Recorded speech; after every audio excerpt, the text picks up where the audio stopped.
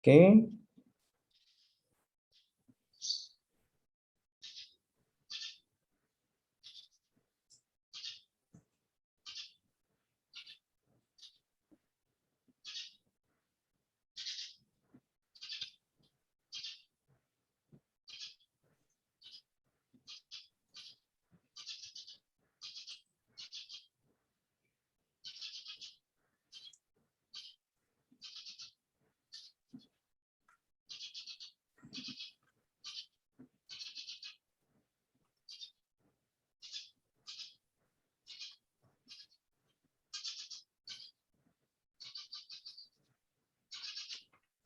Oke, sudah terlihat ya. Untuk minggu ketiga ini, karena kita masih di week ketiga ya, walaupun sebetulnya kita sudah masuk ke week keempat, karena kemarin kita ada libur 17 Agustus ya, jadi nanti kita masih tertinggal 1 minggu, tapi 1 minggu itu kita gunakan untuk kuis ya, kuisnya ada di week kelima nanti.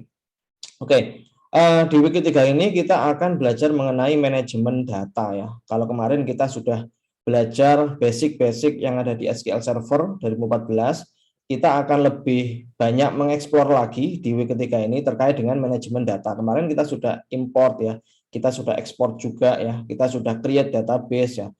Hari ini kita akan mengeksplor lebih dalam lagi terkait berbagai macam fitur yang ada di SQL Server 2014 ya. Sama, masih berkaitan dengan import export ya, dan masih berkaitan dengan create database juga.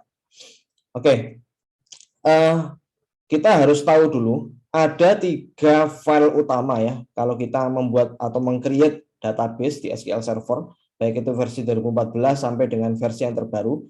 Waktu kita melakukan create ya database di SQL Server, maka secara otomatis akan terbentuk 2 file. Ini ada 3 file ya, tapi sebetulnya ada 2 file utama, yaitu MDF sama LDF. Misalnya kemarin Anda membuat sebuah database mahasiswa gitu ya, data mahasiswa, maka secara otomatis di direktori komputer Anda itu akan terbentuk 2 file dengan ekstensi MDF sama LDF. Nah, apa itu MDF? MDF itu isinya berisi tabel sistem, sysindex, syscolumn, data pengguna, dan lain-lain. Dan semua tabel-tabel yang Anda create ya, misalnya Anda meng-create tabel tadi ya, mengekspor tabel employee di data mahasiswa, itu nanti otomatis data itu akan tersimpan di file dengan ekstensi .mdf. Nah, jadi MDF ini berisi file utama ya, atau data utama di database Anda. Kalau Anda punya 2 database di SQL Server Anda, ya otomatis nanti akan terbentuk 2 file MDF. Kemarin kita sudah membuat atau meng-create database employee dan data mahasiswa. Otomatis kita punya 2 file dengan ekstensi MDF yang merepresentasikan masing-masing database yang kita buat.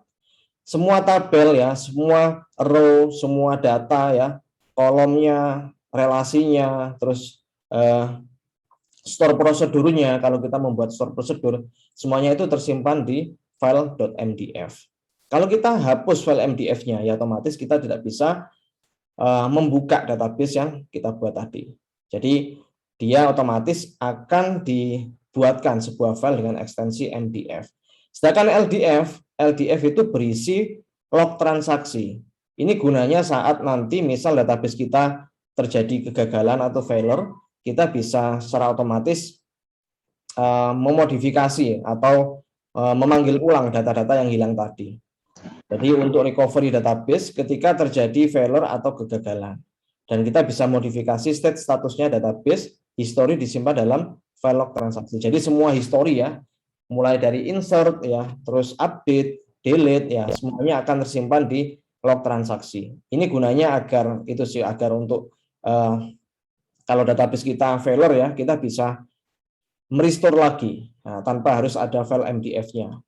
Oke, jadi kita punya MDF sama LDF. Sedangkan yang NDF ini untuk apa? NDF ini sama dengan MDF sebetulnya. NDF ini sama dengan MDF. Cuman NDF ini merupakan data sekunder. Misalnya kita ingin membagi database kita ke beberapa bagian. Kita bisa melakukan hal tersebut. Misalnya database kita tidak hanya tersimpan di satu file MDF. Jadi data sekunder ini merupakan data MDF ya, tapi yang terpotong-potong. Kenapa kok terpotong-potong? Misalnya kita punya database kita ingin simpan di lebih dari satu direktori ya. Misalnya direktori yang untuk database, misalnya kita kemarin bikin database mahasiswa ya, itu datanya banyak ya, datanya banyak sampai misalnya 1 tera gitu ya. Direktori komputer kita nggak sampai 1 tera misalnya. Terus kita coba potong ya, kita bagi filenya itu ke file yang lain, kita simpan ke direktori yang lain ya, otomatis nanti file MDF-nya itu akan membuat sebuah secondary data. Nah, NDF ini merupakan potongan dari MDF. Kita punya MDF, kita punya NDF, berarti database kita itu terpecah menjadi 2 bagian. Nah, gunanya kita bisa, kalau kita punya limitasi ya, kita punya batasan di size direktori di komputer kita bisa simpan ya, database kita itu tidak terpusat pada satu direktori. Nah, kita bisa pecah ke beberapa direktori. Misalnya kita punya sebuah komputer server ya, kita punya lebih dari satu komputer server, ya otomatis nanti kita bisa simpan di beberapa direktori. Ya, gunanya memang seperti itu, agar nanti file itu tidak terpusat ya, database itu tidak terpusat di satu direktori. Oke. Tapi secara default ya, kalau kita meng-create database, file NDF-nya ini nggak ada. Hanya ada MDF sama LDF. Nah, kalau kita ingin membuat file NDF-nya nanti ada caranya ya, agar untuk membagi file database kita menjadi beberapa bagian. Oke. Terus kita juga punya tipe database pada SQL Server ya. Ada master, model, MSDB, sama TMDB. Jadi file master ini akan dimodifikasi ketika membuat DB baru, mengelola akun, atau mengubah pengaturan konfigurasi. Jadi database master, model, MSDB, sama TMDB ini, waktu Anda meng-create sebuah instance ya di SQL Server, database ini pasti sudah ada. Ada master, model, MSDB, sama TMDB. Tanpa harus Anda import ya, itu otomatis akan terbentuk database ini, master, model, MSDB, sama TMDB. Jadi sebetulnya database ini merupakan database default ya, untuk menyimpan pengaturan atau konfigurasi yang ada di instance kita. Nah, misalnya kita punya lebih dari satu pengguna ya, yang bisa mengakses komputer kita, yang bisa mengakses database kita, misalnya ada lebih dari 2 pengguna. Nah, pengguna 1 sama pengguna 2 punya masing-masing punya username sama password ya. Nah, itu nanti akan tersimpan di file master. Nah, akunnya ya, mengelola akun ya. Terus kalau kita meng-create database baru, itu akan tersimpan di database master. Jadi dia semacam kayak apa ya? Istilahnya itu dia database tapi digunakan untuk menyimpan konfigurasi dari instance kita. Oke, nanti kita coba lihat. Atau mungkin saya coba share screen aja langsung.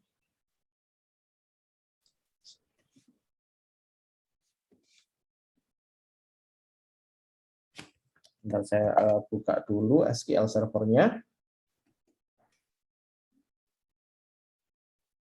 Oke, masih loading. Jadi master, model, MSDB, sama TMDB ini otomatis sudah ada kalau kita meng-create sebuah instance ya. Kalau yang model ini menyediakan template untuk semua database baru. Jadi dia kalau kita mau meng-create database baru, itu sudah ada template-nya sebetulnya, dan itu disimpan di database model. Kalau MSDB ini untuk menangani alerts atau peringatan, notifikasi, dan tugas penjadwalan. Kalau kita misalnya nanti punya task scheduling ya, task scheduling itu misalnya kita ingin melakukan backup sama restore di jadwal tertentu, misalnya di jam-jam tertentu. Nah, kita bisa save pengaturannya itu di database MSDB. Kalau TMDB ini merupakan workspace temporer untuk memproses query dan menangani tugas lainnya. Kalau TMDB ini merupakan database yang kita gunakan untuk ya istilahnya itu sebagai buffer ya, workspace temporer ya, untuk memproses query. Kalau kita melakukan query itu nanti otomatis akan tersimpan di TMDB. Temporary dia ya. Oke, saya coba share screen. Oke, ini misalnya saya login sebagai, saya pakai Windows Authentication di instance saya yang pertama ya. Kita connect.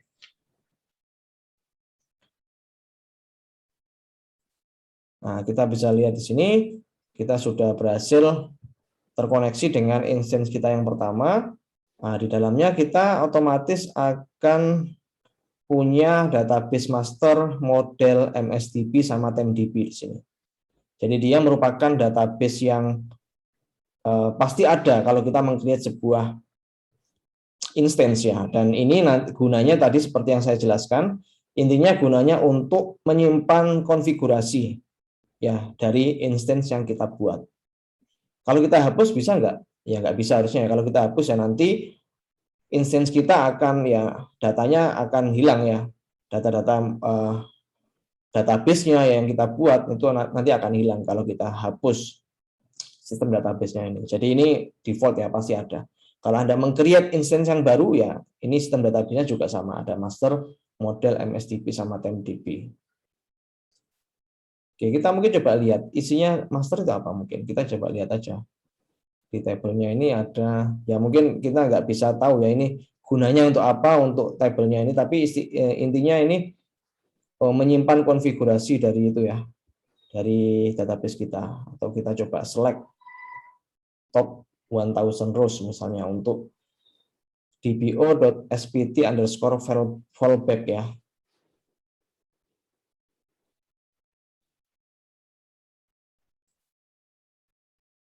Oh, nggak ada isinya ternyata. Nah, kita coba lihat di tabel yang lain. Harusnya ini dia menyimpan konfigurasi dari itu ya, dari instance kita. Kalau kita meng-create database, harusnya tersimpan di sini. Oke, ini ada ya. Oke. Mungkin yang ini kita coba lihat ya.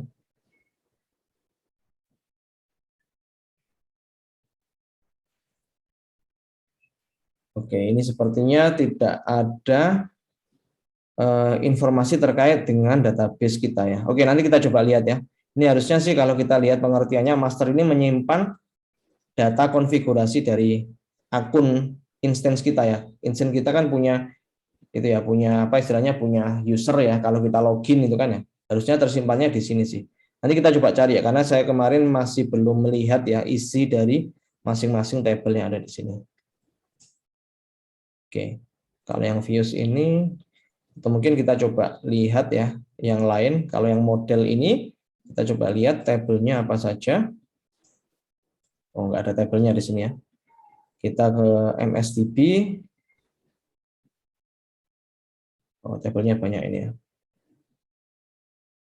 Kalau yang MSDB ini, kalau dari pengertiannya kita gunakan untuk penjadwalan atau scheduling ya. Nah, ini tabelnya banyak ya. Oke, mungkin nanti kita coba akan explore yang master sama model ya. Ini kan harusnya mengatur pengaturan dari konfigurasi dari instance kita kan ya. Atau mungkin tabelnya di hide juga bisa sih demi untuk keamanan ya. Tapi nanti kita coba lihat ya. Kita kembali lagi ke slide-nya dulu.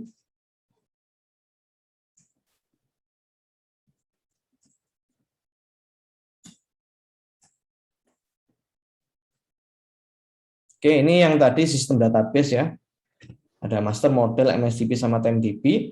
Nah, kita coba membuat database baru. Ini simple ya. Kemarin kita sudah juga lakukan membuat sebuah tabel, membuat database data underscore mahasiswa ya. Nah, ini caranya ya kurang lebih sama.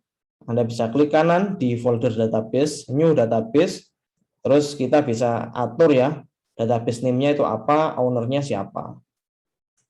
Nah, di bawahnya kita punya sebuah pengaturan di sini. Kemarin sudah sempat saya singgung, kita bisa atur ya size dari sebuah database yang kita buat. Misalnya database kita setting initial size-nya itu 5. Berarti waktu kita meng-create database akan dialokasikan 5 mega untuk database kita. Kalau 5 mega itu sudah terlampaui ya, karena database kita semakin berkembang ya, isinya semakin banyak row, semakin banyak data yang kita insertkan, nah nanti akan otomatis auto growth-nya 1 mega ini, 1 megabyte. Dan max size-nya unlimited ya, unlimited berarti selama direktori kita masih tersedia ya, kita bisa melakukan insert ke dalam database kita. Oke, kita coba lihat ya. Misalnya di sini saya akan meng-create sebuah database ya. Database-nya sama saja seperti yang ada di contoh tadi. Saya misalnya meng-create sebuah database, sebentar. Kalau yang di slide ini database penjualan ya.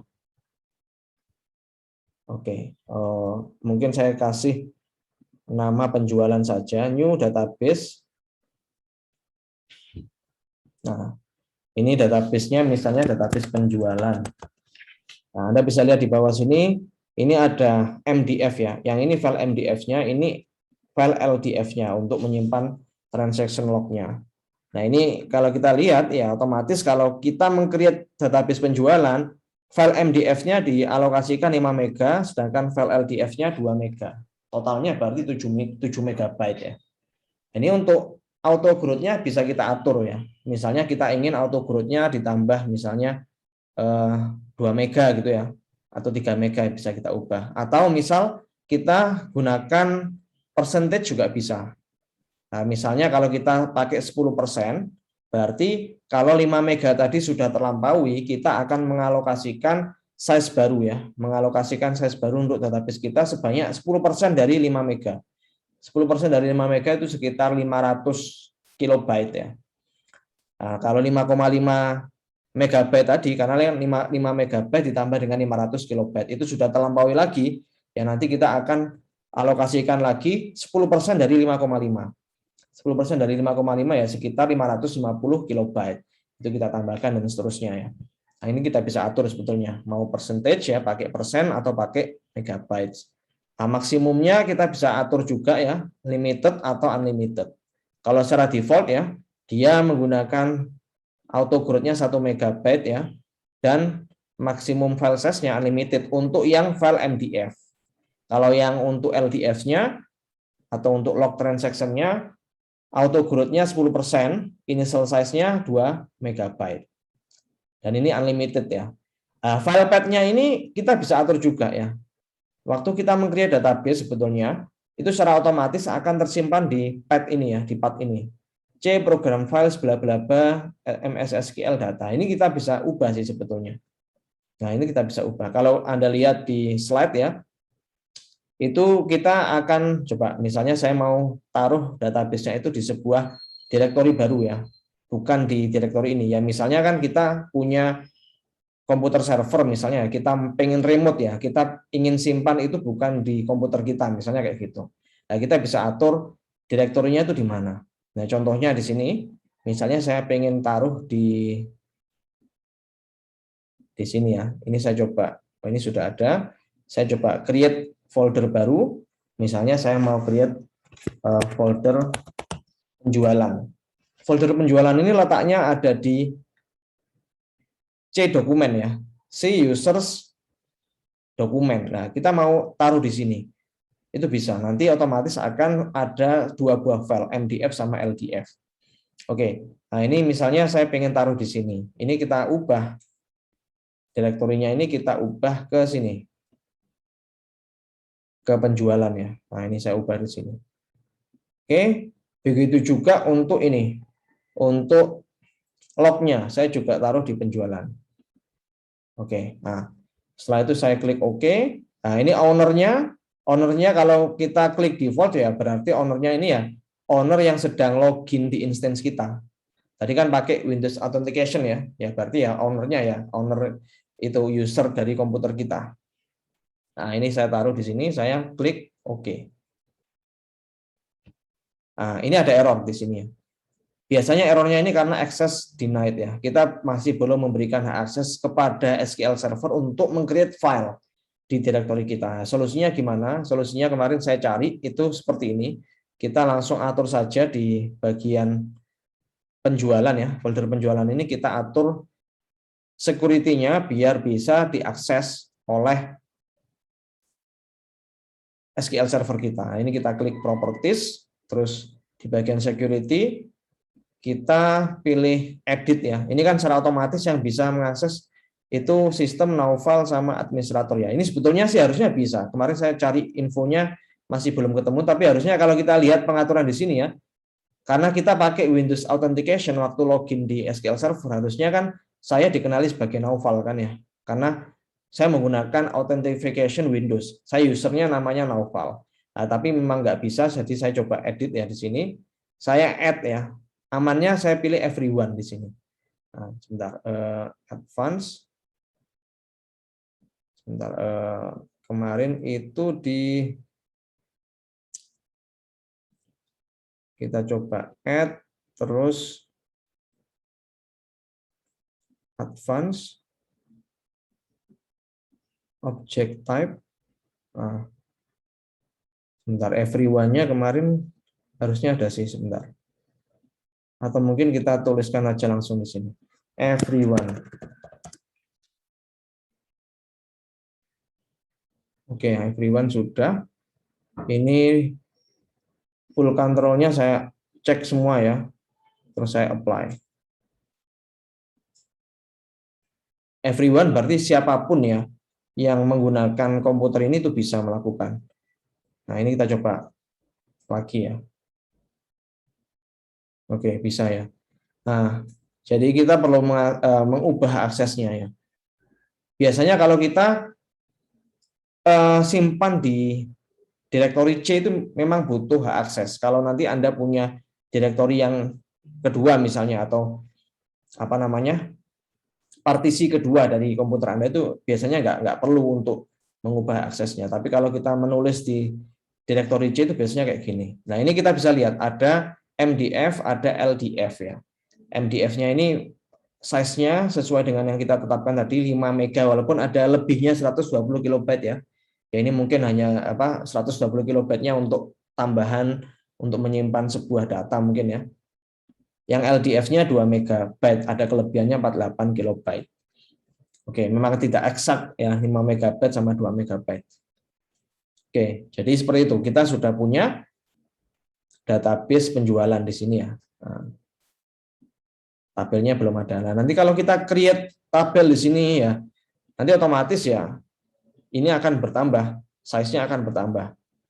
Kalau kita insertkan data, semakin banyak yang kita insertkan ya, nanti semakin banyak size-nya ya. Oke. 5 megabyte itu cukup cukup banyak. Saya kira kalau Anda menyimpan data misalnya punya 2 row ya, isinya itu sekitar 100 itu masih belum sampai 5 megabyte harusnya. Kalau isinya 10.000 mungkin ya tergantung data yang kita simpan ya. Length dari row itu kita atur pakai misalnya pakai varchar ya, kita atur pakai nchar, itu berpengaruh nanti ke size-nya. Oke, kita kembali dulu ke slide-nya. Kalau ada pertanyaan silakan ya, langsung bisa ditanyakan. Oke, kita kembali lagi ke slide. Nah, ini kita sudah atur ya database-nya tadi. Kita sudah lihat juga initial size-nya sama auto growth-nya. Nah, ini kita bisa atur juga tadi untuk auto growth-nya itu mau pakai percentage atau pakai megabytes ya. Nah, ini kita bisa simpan di direktori tertentu ya. Oke, kita akan membuat sebuah tabel baru. Nah, ini contohnya misalnya di database penjualan tadi ya, saya akan meng-create sebuah tabel baru. Nah, tabelnya isinya seperti ini, ada ID produk, deskripsi, stok, harga, dan lain sebagainya. Nah, kita bisa atur ID produk itu sebagai primary key ya. Nah, ini saya coba demokan saja. Nanti kalau Anda belum sempat mendemokan di SQL Server Anda, nggak masalah. Nanti saya akan share ya video perkuliahan hari ini. Anda coba lihat saja dulu apa yang saya demokan. Nanti kalau ada pertanyaan silakan ditanyakan. Oke, jadi saya coba kembali lagi ke SQL Server. Nah, di sini saya coba meng-create ya di tabel di database penjualan ini, saya akan meng-create sebuah tabel apa ya, tabelnya itu saya sesuaikan saja dengan yang ada di slide. Misalnya tabel produk ya. Nah, jadi di sini saya klik kanan, new table, saya beri nama tabelnya tabel produk. Nah, memang di SQL Server ini kalau kita mau meng-create sebuah tabel, itu kita disuruh ngisi kolomnya dulu. Nah, namanya terakhir. Ya. Jadi saya sesuaikan saja yang ada di slide tadi. Saya akan membuat 4 kolom di sini. Yang pertama ID produk ya. ID produk. Terus yang kedua deskripsi. Yang kedua ini deskripsi. Untuk data type-nya nanti saya atur setelah ini. Deskripsi ya. Terus yang ketiga stok sama harga. Ini stok. Ini harga. Nah, untuk ID produk ini kita samakan saja yang ada di slide. Kita beri tipenya itu integer. Integer. Nah, terus untuk yang deskripsi kita atur varchar 100 ya. Varchar 100.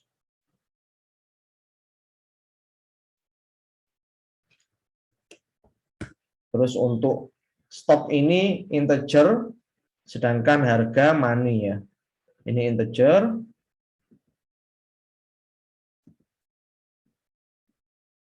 Dan yang terakhir ini tipenya money. Oke, seperti ini. Nah, kita harus atur primary key-nya ya. Kita bisa atur dengan cara klik di bagian produk ini, kita klik kanan ya, terus kita set primary key. Nah, ini otomatis akan ada tombol kunci, tombol kunci, simbol kunci. Ini menandakan kolom ini sebagai primary key. Oke, setelah itu kita save ya. Nah, save ini caranya sebetulnya bisa kita atur langsung klik aja, langsung tekan Ctrl S ya, itu untuk menyimpan. Nah, terus kita beri nama apa? Tabelnya. Tabelnya kita beri nama tabel produk. Nah, coba saya close yang lain dulu. Oke, ini sudah kita simpan. Kita coba lihat di sini sudah muncul atau belum. Kalau belum muncul, ya kita klik kanan, kita refresh. Nah, sudah ada tabel dpo.product ya. Jadi memang kalau kita meng-create sebuah tabel ya di SQL Server ini diawali dengan dpo gitu ya. dpo.product. Sebetulnya ya ini namanya tabel produk gitu ya. Nah, kita bisa lihat di sini kolomnya ya sesuai dengan yang kita buat tadi, ada ID produk, deskripsi, stok, dan lain sebagainya. Oke, kita kembali lagi ke slide. Itu untuk meng-create sebuah tabel ya. Nah, tadi kita sudah bikin tabel produknya. Nah, kita juga bisa membuat tabel-tabel yang lain. Ini misalnya kita punya 3 tabel ya. Yang tadi ada tabel produk, yang kedua nanti kita bikin tabel pelanggan ya, dan yang terakhir kita bikin tabel pesanan ya, dan kita nanti akan buat relasinya. Oke, jadi ini saya coba aja langsung ya. Saya coba buat tabel yang lain, yaitu tabel untuk pelanggan dan pesanannya. Sama seperti tadi, kita klik kanan di sini, new table, terus kita bikin kolom name-nya ini kita sesuaikan dengan yang tadi ada di slide ya. Kita bikin kolomnya ini ID pelanggan yang pertama sebagai primary key-nya. Terus ada nama, alamat,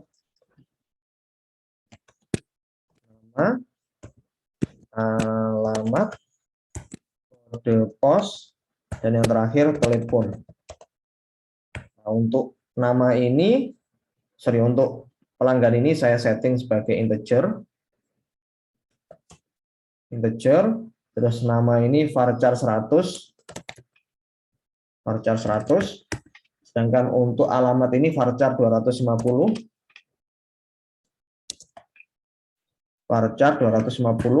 Terus untuk kode pos char 5. Karena memang kode pos kan ya 5 ya kalau di Indonesia ya. Kalau telepon ini char 12 ya. Nah, kita samakan saja ya dari sini. Nah, ini kita atur yang untuk yang pelanggan ya. Ini kita atur sebagai primary key. Nah, kalau allow nulls ini kalau kita centang berarti kolom ini bisa bernilai nulls ya. Tapi ini kita coba centang semua ya, uncheck semua. Terus kita save, kita beri nama tabelnya ini sebagai tabel pelanggan. Ya, ini create untuk tabel pelanggannya. Oke ya, ini kurang lebih gampang ya, mudah. Kalau Anda pakai SQL Server, pakai MySQL juga kurang lebih sama ya. Tapi kalau di SQL Server ini relasinya kita bentuk manual ya. Setelah ini nanti kita akan coba bikin relasinya. Oke, ini saya sudah create untuk tabel pelanggan. Saya coba refresh di tabelnya. Nah, kita sudah punya pelanggan sama produk. Kita bikin untuk untuk pesanan ya. Nah, pesanan ini kita punya ID pelanggan.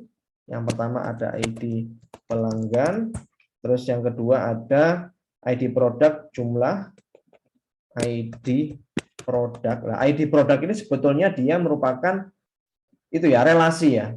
Ini kolom yang merelasikan antara tabel produk dengan tabel ini yang kita buat sekarang ini tabel pesanan gitu ya. Nah, jadi kalau kita ingin bertransaksi ya di dalam satu pesanan pasti ada produknya. Nah, ini merupakan relasi nantinya ya. Ini akan menjadi relasi dengan tabel produk. Atau nanti ini kita sebut sebagai foreign key ya, foreign key. ID produk terus jumlah tanggal pesan sama jumlah tanggal pesan ya. Jumlah tanggal pesan. Ini jumlah terus tanggal. Ingat ya, kalau kita membuat kolom nggak boleh pakai space. Nah, ini data type-nya semuanya integer kecuali tanggal pesan. Jadi ini kita setting integer, ini integer juga, ini integer, dan ini date ya. Oke. Kita allow null-nya kita uncheck, terus yang ID pelanggan ini kita setting sebagai primary key. Oke. Nah, sebetulnya nanti Anda juga bisa sih kalau membuat IRD-nya dulu. Ini kan kita ibaratnya kita meng-create table tanpa membuat IRD diagramnya dulu ya, IR diagramnya. Kalau Anda punya IR diagram, terus Anda create misalnya pakai MySQL Workbench ya, kita import ke sini juga bisa sebetulnya. Dan nanti silakan dieksplorasi sendiri untuk import itu ya, import sebuah IR diagram. Oke. Nah, ini kita sudah punya 3 tabel ini. Kita save dulu. Kita simpan sebagai pesanan di sini. Oke, kita coba refresh. Oke, kita punya tabel pelanggan, pesanan, sama produk. Selanjutnya, kita coba kembali ke slide-nya. Kita akan meng-create ya relasi antar tabelnya. Oke. Nah, ini kita akan create relasi antar tabelnya. Kita bisa meng-create database diagram sebetulnya di sini ya. New database diagram. Itu ada sebuah folder database diagram. Kita bisa klik kanan terus kita pilih new database diagram. Database diagram ini itu ya. IR diagram maksudnya. Nah, setelah itu kita akan atur relasi tabel produk sama pesanan seperti yang saya jelaskan ya. Kita klik ID produknya nanti pada tabel produk, tahan dan drag, nah, lalu arahkan ke ID produk. Kita langsung coba saja biar nggak bingung. Kita coba langsung di bagian database diagram ya. Ini saya coba klik kanan di database diagramnya. Setelah itu kita pilih new database diagram. Oke, kita klik yes dulu. Nah, di sini kita bisa lihat kita punya 3 tabel kan ya. Nah, kita add semua tabel yang akan dibuat relasinya. Ya, pada kasus ini semua tabel nanti kita akan buat relasinya. Jadi di sini saya coba select semua dan pilih add ya. Nah.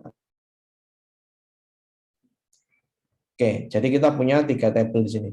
Ada pelanggan, ada pesanan, ada produk ya. Oh sorry, ini tadi tabel pesanan kok ID-nya ID pelanggan ini harusnya kan ID pesanan. Saya coba ubah dulu ID pesanan. Oke, saya save. Enggak. Ini yang tadi ke save nggak ya? Sebentar saya coba remove dulu ya.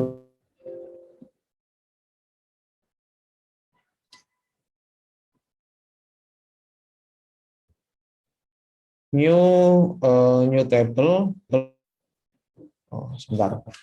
Mungkin saya coba ulang lagi aja karena tadi ada kesalahan ya. Saya coba close, nggak saya save ya. No, di bagian penjualan tabel ini, saya yang ID pesanan ini, saya coba kolomnya tadi namanya, sudah betul ya, ID pesanan, yang tadi, kok tadi ID pelanggan ya tulisannya, atau mungkin tadi udah berubah ya. Oke, nggak apa-apa, tadi udah berubah. Waktu saya atur ya, waktu saya ubah di IR diagram, ternyata di sini juga ikut berubah ya di tabelnya. Oke, jadi nggak masalah. Saya coba add lagi new database diagram. Saya add semua. Add. Oke, close. Nah, kita sudah punya 3 tabel.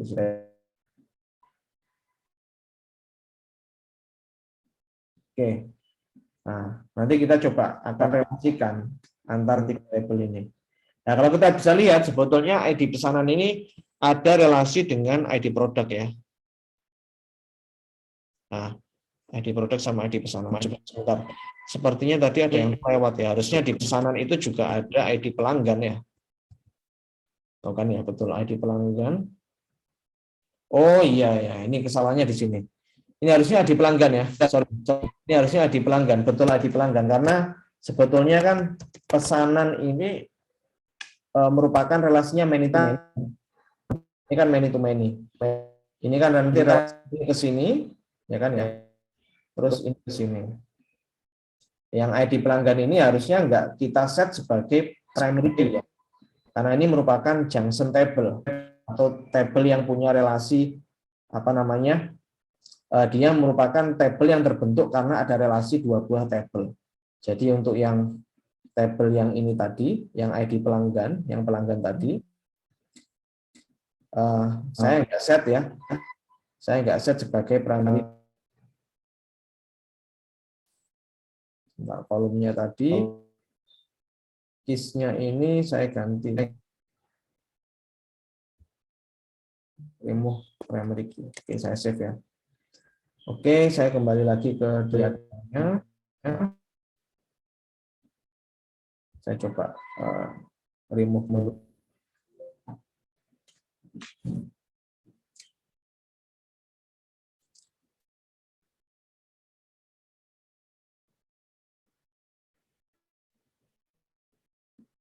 Oke, sebentar yang pesanan tadi ya. Yang ID pesanan. Oke, ini kayaknya salah tadi. Sebentar, saya coba remove dulu karena tadi terlewat ya. Saya coba ulang lagi. Saya remove dulu. Saya kembali lagi ke sini. Saya kembali ke tabelnya lagi. Tadi saya salah, yang saya ini yang pelanggan tadi sudah betul. Yang pesanan ini ya, yang pesanan ini harusnya kita nggak boleh atur ini sebagai primary key ya. Saya remove. Oke. Oke, saya coba lihat lagi. Kita sudah punya tabel pelanggan, sudah betul ya. Saya coba refresh dulu. Nah, pelanggan sudah betul. Nah, ini kita set sebagai primary key ya untuk yang pelanggan. Oke, sebentar.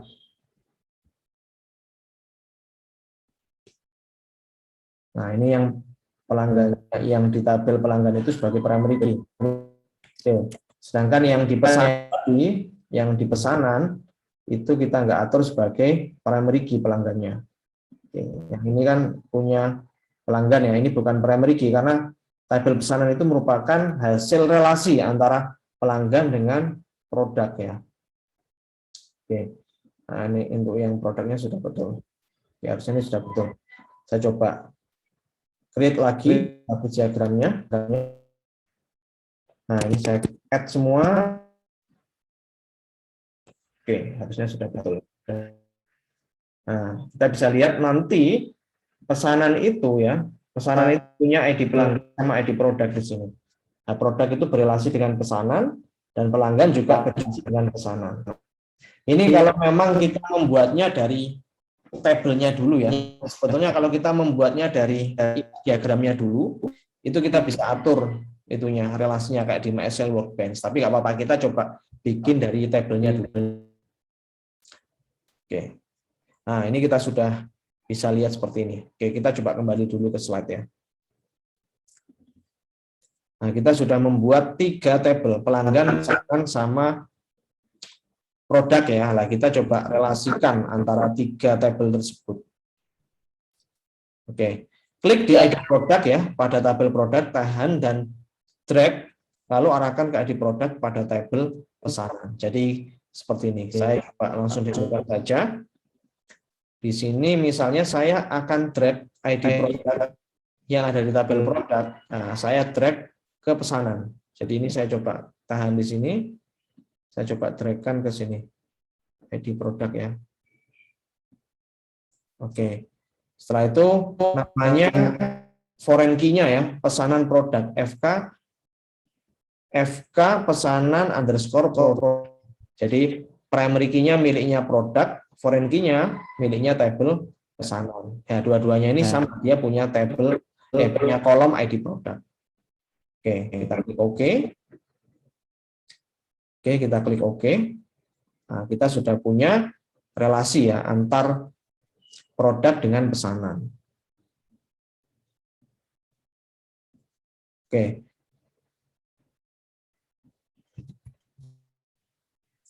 Sebentar, ini saya coba atur dulu. Saya klik lagi sebentar. Properties ya, saya coba lihat lagi.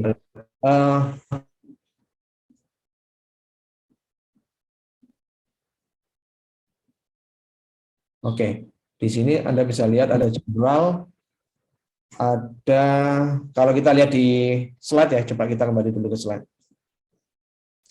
Itu sebetulnya ada pengaturannya ya. Ini. Kita bisa atur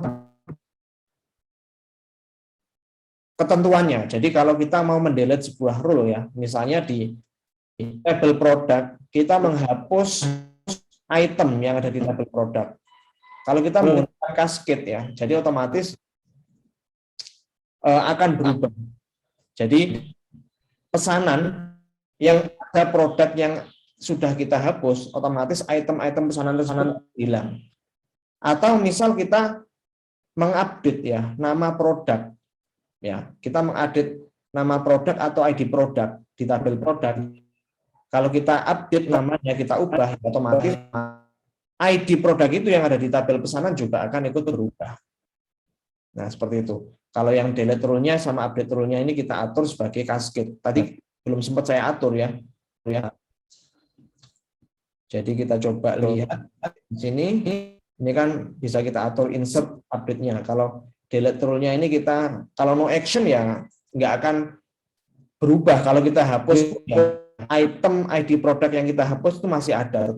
Nah, kalau kita pilih yang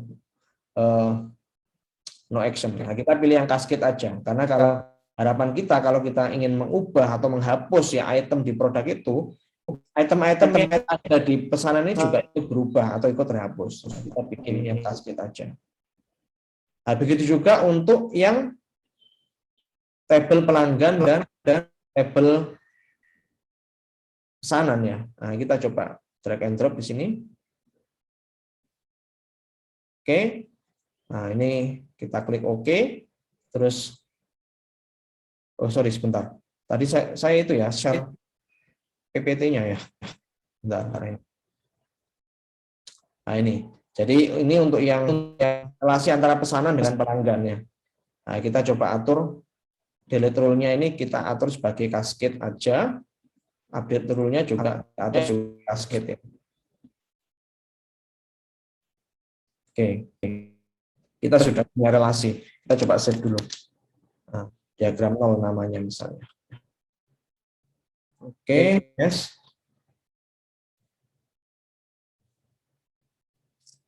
Kita sudah punya relasi antara tabel produk dengan pesanan dan juga pelanggan dan pesanan ya. Nah, kita nggak kelihatan ini mau relasinya many to many atau one to many, nggak kelihatan. Bisa coba jelaskan untuk relasinya. Oke, kita sudah punya relasi ya antar tiga tabel ini. Kita coba ke slide. Mungkin sampai sini ada pertanyaan, silakan ya. Sambil nunggu pertanyaan, mungkin kita bisa break dulu 3 menit ya. Nanti jam 8 kita mulai lagi. Kalau ada pertanyaan silakan.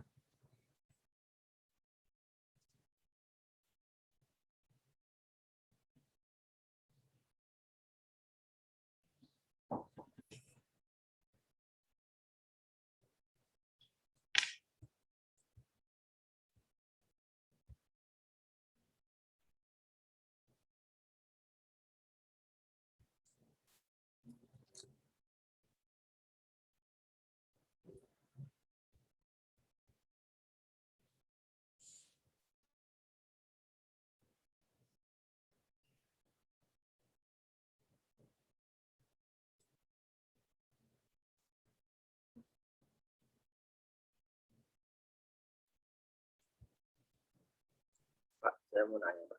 Ya, silakan, Virgi.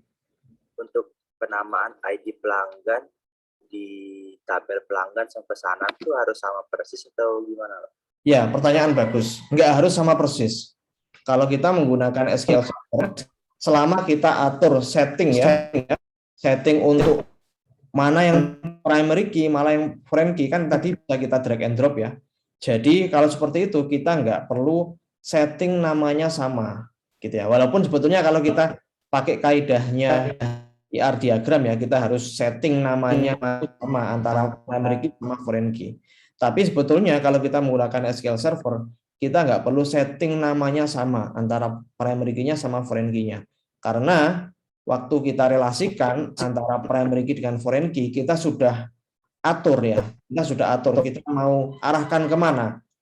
Kolom ini, ya kolom yang ada di primary key-nya, mau kita arahkan ke mana? Ke tabel yang foreign key. Jadi nggak perlu namanya sama. Gitu ya, Oke. Mungkin menjawab? Baik, Pak.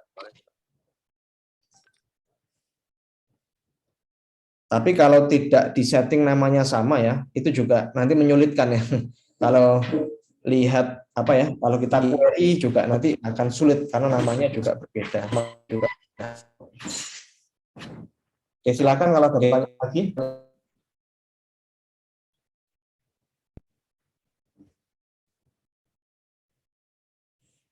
Oke, kalau nggak ada pertanyaan, saya coba lanjut ya. Kita kembali ke slide. Kita akan menambahkan data atau menghapus dan mendelete ya, insert, update sama delete ya. Ini merupakan basic yang ada di data atau database. Jadi yang pertama ini kita coba tambahkan beberapa row baru di tabel pelanggan. Misalnya kita atur ID pelanggannya seperti ini, ya kan? Ya, kita bisa klik kanan di tabel pelanggannya, terus kita pilih edit top 200 rows. Nah, kita bisa isi di sana. Nah, isikan data bebas. Selain insert data baru, menu edit top rows juga dapat digunakan untuk update sama delete data. Oke, kita coba langsung saja. Untuk tabel pelanggan ini saya coba save dulu. Saya close. Untuk tabel pelanggan, saya klik kanan edit 200 rows.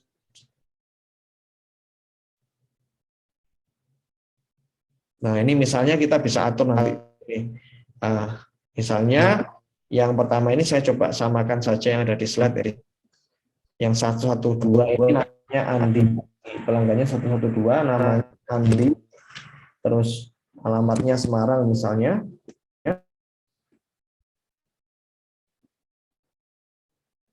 Sebentar, ini tadi kenapa invalid ya? The change value in this cell was not recognized as valid. Oke, sebentar saya klik OK dulu. Row 1, column 2. Atau mungkin saya coba isi dulu. Oh, sebentar, saya coba cek dulu di tabel ini ya. Di tabel pelanggan. Itu Oh, settingnya var binary salah ya. Harusnya kan var char. Ini kurang teliti saya tadi. Saya coba edit to modify. Ini harusnya varchar. Varchar 100 ya.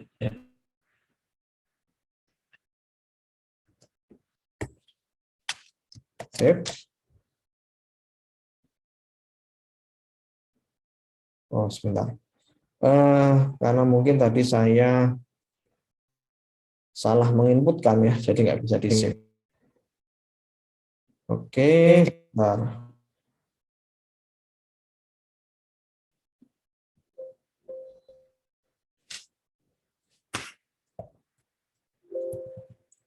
Oke, saya coba ya.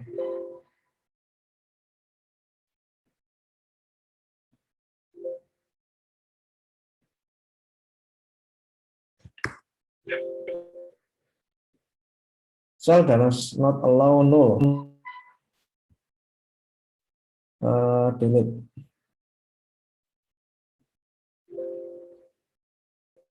Oke, sebentar. Ini harusnya karena tadi saya salah menginputkan.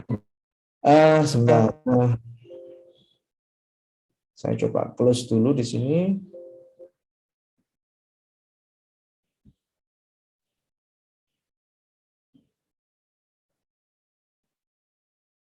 Oke, saya coba save ini.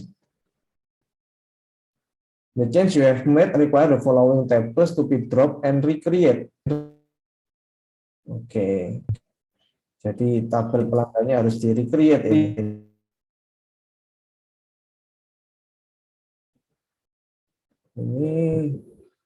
Ini kalau salah memang seperti ini. Saya coba cek dulu. Data type-nya varchar sudah. Untuk yang nama tadi ya 100. Karena mungkin tadi saya sudah lihat database diagramnya tadi ya. Bisa coba lepas dulu. Oke. Saya coba edit lagi. Saya save lagi. Nggak bisa ya. Ini database diagramnya. Coba saya hapus dulu.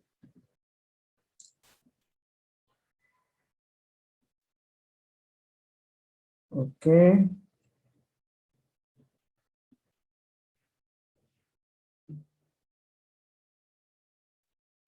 Tadi untuk tabel pelanggan ya. Kolomnya saya ubah ini sebagai varchar.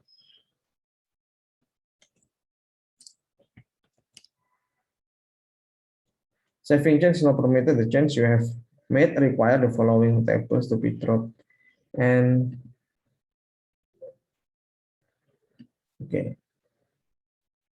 Oke lah, kita coba hapus dulu. Ini harusnya bisa sih. Harusnya tidak perlu mengubah lagi, nggak perlu di drop sih. Kenapa ya harus di drop ya?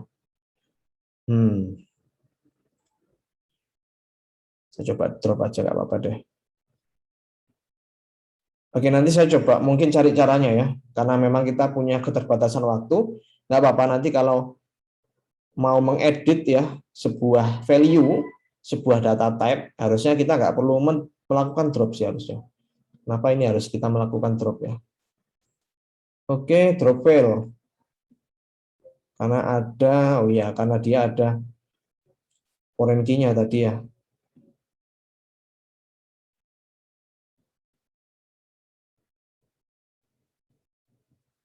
Sebentar, saya coba.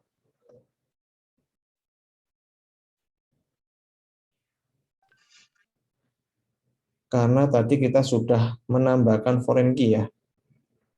Itu yang masalahnya tadi, sehingga kalau kita mau mendrop pelanggan ini,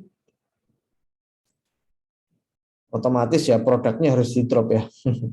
Oke lah, sebentar saya coba atur dulu. Mungkin saya coba cari ya caranya dulu, biar nggak harus ini.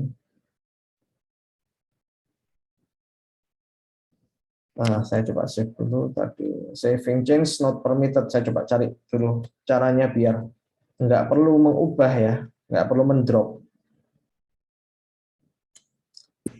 saving change is not permitted.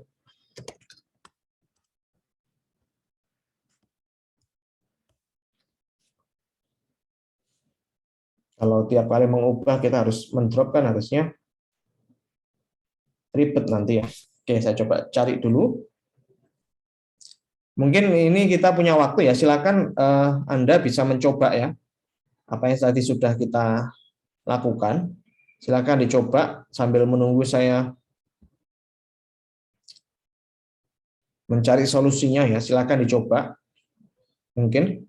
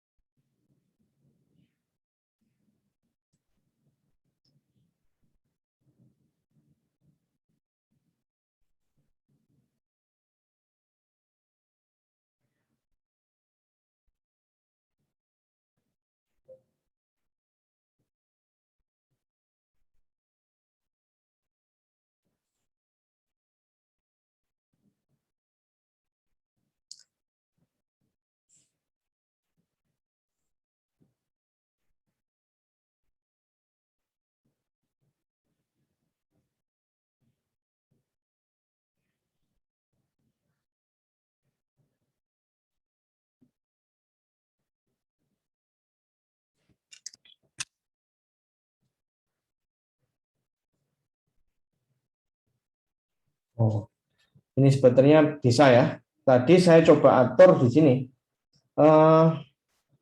Waktu saya setting di bagian tools ya, terus option, saya tadi dapat referensi. Nah, ini biar kita nggak perlu menghapus ya, atau mendrop table waktu kita mengubah kolomnya, kita bisa klik di designer di sini. Terus kita uncheck prevent saving change that require table recreation. Ini di uncheck ya. Nah, ini jadi sekarang kan kita bisa tahu ya, karena tadi kita punya problem ya, jadi ini bisa kita selesaikan dengan ini uncheck prevent saving change that require table recreation ya. Kita klik OK. Nanti bisa. Ini kan otomatis sudah bisa ya. Tapi tadi saya sudah terlanjur menghapus ya diagramnya. Saya coba atur lagi dah. Kita klik add. Oke. Oke. Ini nggak hilang ya. Jadi kalau kita sudah atur primary key sama foreign key-nya itu nggak hilang. Kalau kita apa namanya membuat diagram baru ya. Oke, jadi solve ya. Kita bisa kembali ke pelanggan. Di sini kita edit top 200 terus. Kita beri nama pelanggannya itu misalnya sesuai dengan yang ada di slide ya. 112, namanya Andi. Terus Semarang alamatnya. Namanya Semarang. Kode posnya 12345. Teleponnya kita random aja. Oke, kita klik enter. Oke, begitu juga seterusnya ya. Kalau mau menambahkan data yang baru, kita bisa tambahkan di sini.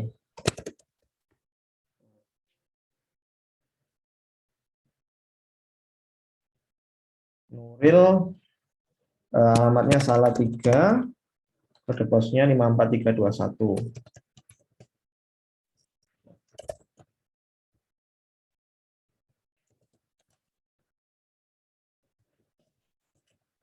Macam teleponnya. Oke, the message string or binary data will be turned. Oh, ini kelebihan 1 ya. 54, 3, 21. Oke. Terus kita tambahkan lagi 114, namanya Rahmat ya. Terus untuk alamatnya ini Semarang. Kode posnya 12346. Teleponnya kita random lagi. Oke. Nah, ini silakan nanti coba diikuti. 115 sama 116 ya. 115 namanya Selamat Semarang 12745. Selamat Semarang 12475. 12475. Terus teleponnya kita random lagi. Oke, yang terakhir 116 Hadi Salatiga. 16 namanya Hadi Salatiga. Kode posnya 54860. 54860. Teleponnya lagi. Oke. Kita save. Udah ya. Kita close. Close semua. Nah, kita coba select 1000 rows, select top 1000 rows. Harusnya sudah muncul nama-nama yang tadi kita inputkan ya. Oke, sudah ya. Nah, oke. Untuk update delete sama kolom, update delete kolom table tadi, saran saya kalau tadi menemukan error yang sama dengan saya, Anda bisa pilih di tools, option, terus di bagian designers, di uncheck prevent saving changes that require table recreation ya. Ini di uncheck ya, biar nanti waktu melakukan perubahan ya di kolom-kolom tertentu itu nggak perlu mendrop tabelnya ya. Kalau mendrop tabelnya nanti ribet ya. Jadi ini di uncheck saja. Kalau di slide memang nggak dijelaskan ya, karena memang mungkin yang di slide itu tidak, pengaturan itu sudah diatur ya. Jadi karena tadi kita menemukan error bersama ya, kita tahu solusinya sehingga ya memang lebih, kalau kita menemukan error terus kita tahu solusinya kan lebih enak ya. Jadi kalau ada pengalaman kayak gitu, ke depannya nanti kalau Anda mengalami error yang sama, Anda sudah tahu solusinya seperti apa. Oke. Nah, kita juga bisa menambahkan constraint di sini. Kita coba kembali ke slide dulu. Yang sebelumnya ini kita sudah coba tadi ya untuk menambahkan data. Kita juga sudah coba menghapus atau memodifikasi kolom ya. Terus kita juga sudah kalau dihapus ini nggak perlu ya, kita nggak perlu mendelete database-nya. Kalau nanti delete database-nya ya nanti kita create ulang ya. Kita masuk ke constraint and view di sini. Nah, jadi constraint itu merupakan objek yang membatasi data pada satu tabel agar memenuhi suatu kondisi tertentu. Contoh kasusnya, suatu kode pos hanya boleh diisi oleh 5 digit angka. Nah, bagaimana cara membuat constraint tersebut?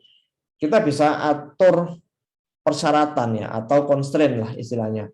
Untuk kolom-kolom tertentu, misalnya kolom ini harus berisi 5 karakter atau 5 digit angka. Tujuannya untuk menghindari adanya kesalahan penulisan ya. Waktu nanti kalau user ingin menginputkan kode pos tapi kok ada karakter digitnya, karakter bukan digit ya, non digit, itu bisa memberikan pesan error secara otomatis. Nah, kita bisa atur constraint-nya. Nah, kita bisa setting di bagian folder constraint, kita pilih new constraints, terus di bagian expression kita atur seperti ini. Kode pos like 0909090909 artinya adalah kode pos itu terdiri dari 5 karakter dan nilainya harus antara 0 sampai 9, nggak boleh berisi huruf ya. Nah, kita langsung coba saja. Nah, kita bisa atur langsung di bagian kolom constraint. Nah, sebentar, kolom constraint itu letaknya ada di columns ya, letaknya di keys columns.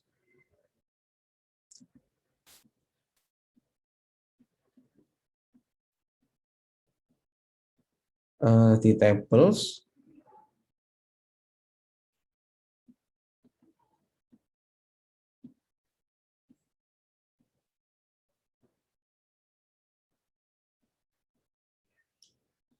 Bentar, kita belum menemukan keys sama kolomnya ya, sebentar.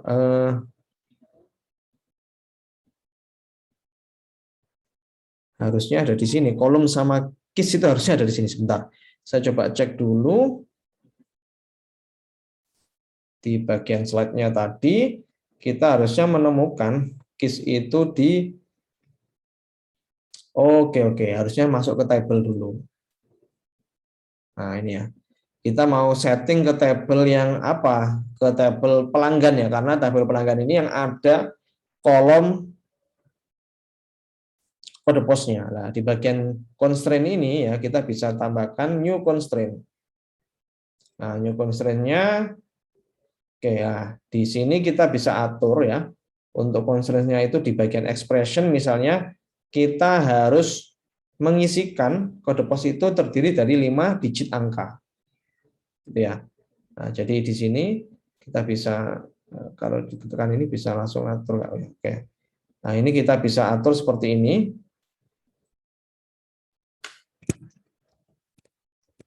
Ini memang itu ya, harus manual ya. Kode pos like kita bisa tambahkan di sini 09 sebanyak 5 kali ya. Ini kita copy saja. Kita atur sampai 5 kali.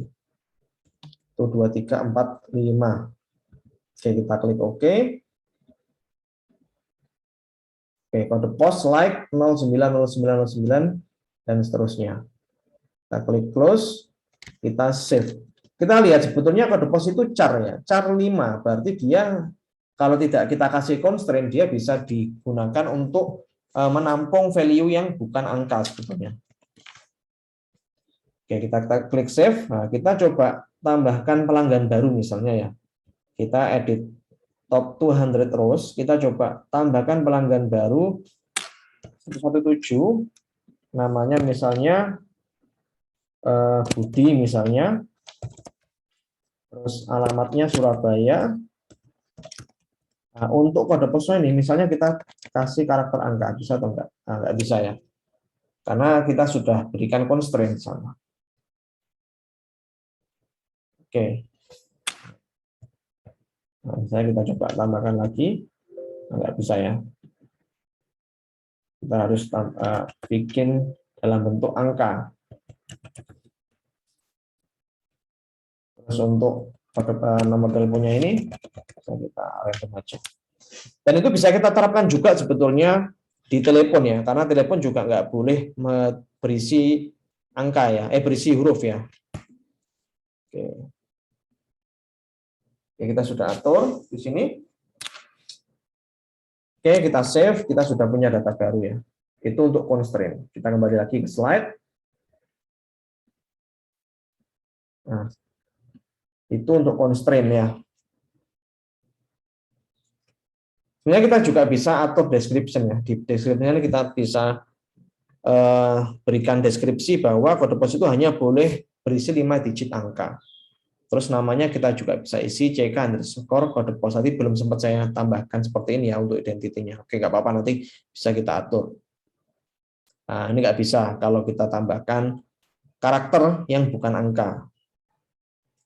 Oke, untuk view ya, view itu merupakan tabel virtual atau query select yang disimpan sebagai objek.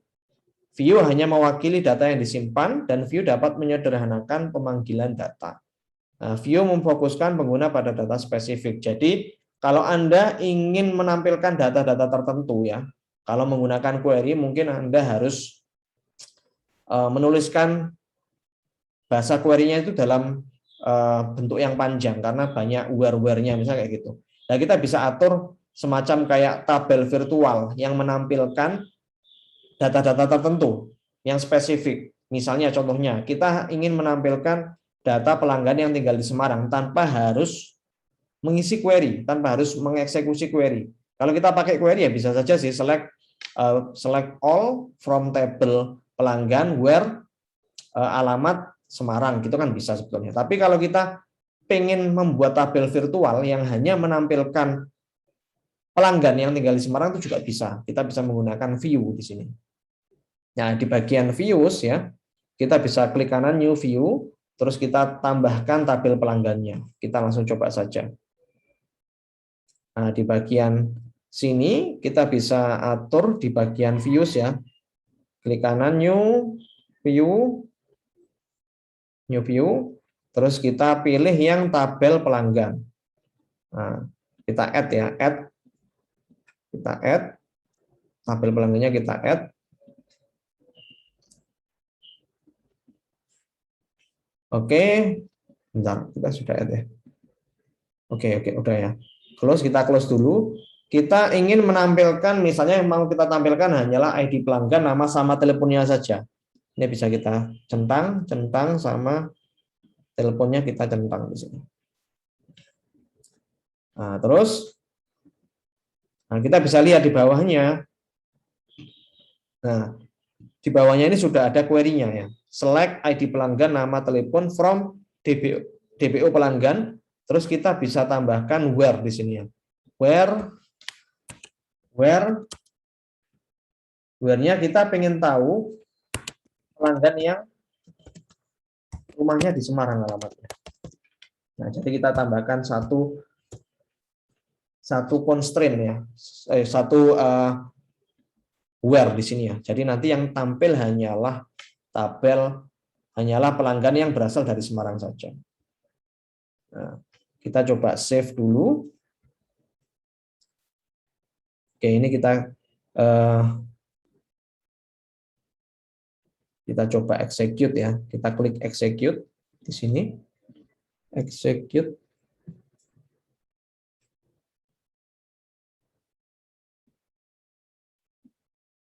Oke, di bawahnya kita bisa lihat execute ini ya, yang tombolnya ini. Tombolnya tanda seru ini ya, execute ini. Nah, terus kita sudah bisa lihat bahwa kita punya 3 pelanggan yang alamatnya di Semarang, yaitu Andi, Rahmat, sama Slamet. Nah, setelah itu kita save ya, kita save. Nah, misalnya kita beri nama, namanya itu view pelanggan Semarang misalnya, nama tabelnya view underscore pelanggan Semarang. Oke, kita bisa close. Ini merupakan virtual table ya. Kita bisa lihat di sini. Nah, coba saya refresh dulu di bagian views-nya.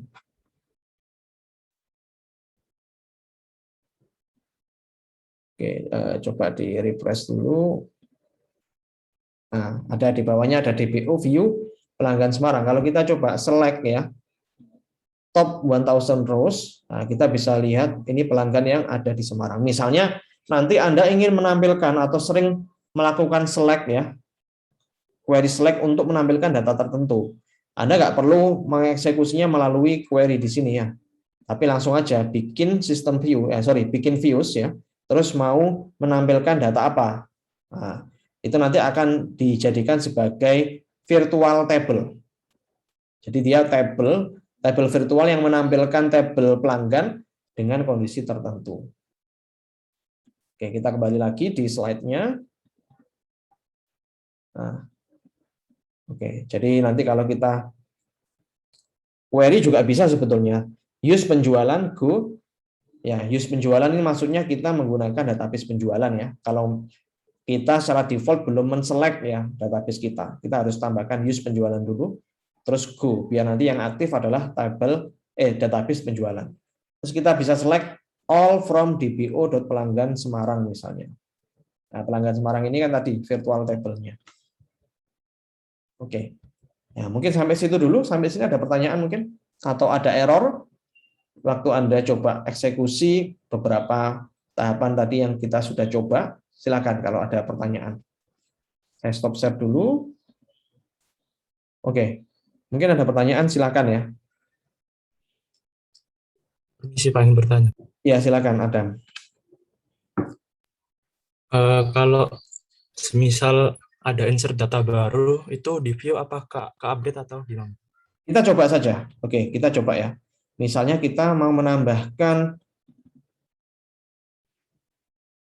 Misalnya kita mau menambahkan row baru ya, data baru di pelanggan dengan alamat juga sama Semarang. Misalnya Adam ya, namanya Adam. Adam dari Semarang misalnya. Adam, terus alamatnya kita pilih Semarang ya. Nah, kode posnya 12345. Oke. Oke, kita save. Terus kita coba tampilkan ya di sini. Select top 1000 rows. Apakah ada muncul? Nah, ada muncul. Jadi itu ya, mengupdate ya, otomatis berubah juga. Begitu. Baik, Pak, terima kasih. Oke. Ya, saya kira cukup mudah ya. Masih sampai sini mungkin kita masih belajar mengenai beberapa fitur basic yang ada di SQL Server. Saya kira juga sudah masih cukup mudah. Kalau Anda kemarin sudah lulus mata kuliah database, itu harusnya nggak sulit ya. Itu kan cuma basic-basic di database, tapi kita terapkan di SQL Server ya. Ya mungkin Anda perlu adaptasi ya terkait dengan cara penggunaan berbagai macam fitur yang ada di SQL Server. Tapi sebenarnya kurang lebih sama dengan MySQL. Yang lain mungkin ada pertanyaan, silahkan ya. Saya coba sambil nunggu pertanyaan, saya coba lihat kontrak kuliah kita ya. Kita kuis ya. Kita kuis itu kuisnya nanti dalam bentuk pilihan ganda menggunakan ULS ya. ULS nanti soalnya ya kurang lebih ada 20-an soal ya. Oke, sebentar saya coba lihat silabusnya dulu. Karena kemarin kita masih ada satu pertemuan yang kurang ya. Oke, sebetulnya minggu keempat ya. Minggu keempat ini kita harusnya kuis ya. Ya kan ya. Tapi karena kita masih terlambat 1 minggu ya. Jadi kuisnya akan saya adakan di minggu kelima besok ya. Hari Jumat ya. Hari Jumat pukul 13.00. Mungkin ada yang berhalangan nggak? Hari Jumat minggu depan. Hari Jumat minggu depan itu tanggal. Jadi minggu depan kita ada 2 kali kuliah ya. Hari Selasa sama hari Jumat. Nah, hari Jumatnya itu tanggal 10 ya, tanggal 10. Kita bisa lakukan mungkin pukul 13 ya. Soalnya kurang lebih 20 ya. Enggak banyak kok 20 soal. Kalau ada yang berhalangan silahkan bisa disampaikan. Biar kita bisa tentukan waktunya ya. Biar bersamaan.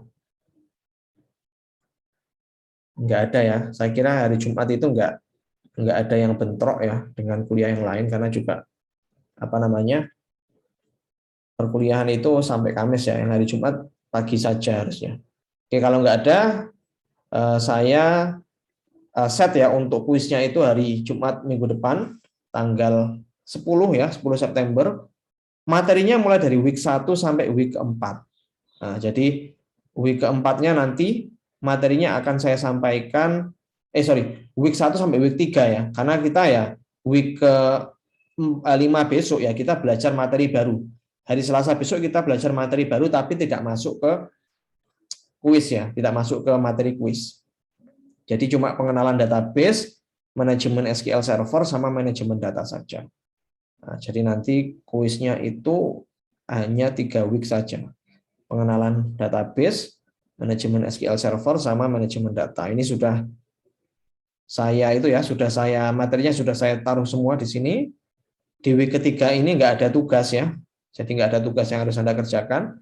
Jadi nanti akan saya upload videonya di week ketiga ini ya. Setelah ini. Oke, mungkin ada pertanyaan sampai sini. Nah, ini kita masih punya waktu sekitar 1 jam ya. Kita masih punya waktu sekitar 1 jam. Silakan Anda coba ya step by step yang tadi saya terangkan di laptop Anda masing-masing. Nah, Anda nggak perlu men-screenshot atau melakukan dokumentasi terhadap apa yang sudah nanti Anda kerjakan ya. Anda cuma coba saja di sisa waktu ini, tujuannya agar nanti Anda bisa tahu ya, bisa punya knowledge gimana cara mengimplementasikan di SQL Server Anda masing-masing, dan itu nanti berguna saat Anda mengerjakan kuis ya di week ke-5 besok ya, atau week ke-4 ya, tapi kita lakukan di week ke-5. Oke, kalau nggak ada pertanyaan mungkin cukup ya, saya akhiri dulu untuk perkuliahan kita hari ini. Di sisa waktu ini saya harapkan Anda mencoba ya step by step yang saya sudah terangkan pada hari ini. Ya, kalau nanti ada error bisa kita diskusikan di grup Telegram. Tadi kita sudah menemukan satu error ya. Waktu kita melakukan update atau perubahan data di kolom itu ternyata solusinya kita tinggal pilih di option, kita uncheck prevent recreation table ya. Nah, itu nanti kalau ada menemukan error yang sama, itu bisa dicoba ya. Oke. Terima kasih atas perhatian semua. Terima kasih juga sudah hadir di perkuliahan kita ini. Saya akhiri untuk perkuliahan hari ini. Selamat pagi. Terima kasih. Terima kasih, Pak.